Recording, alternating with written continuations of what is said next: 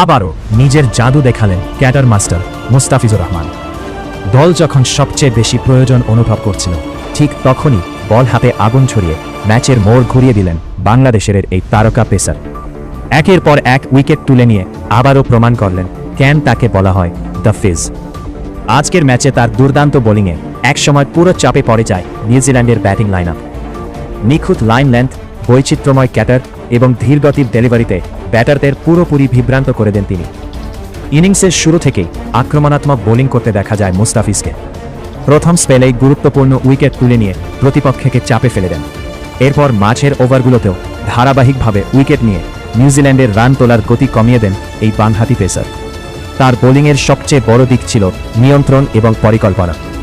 প্রতিটি ডেলিভারিতে ছিল আলাদা ভাবনা, আর সেটাই ব্যাটারদের ভুল করতে বাধ্য করেছে। বিশেষ করে তার ক্যাটার এবং স্লোয়ার বলগুলো আজ একেবারে খেলতেই পারেননি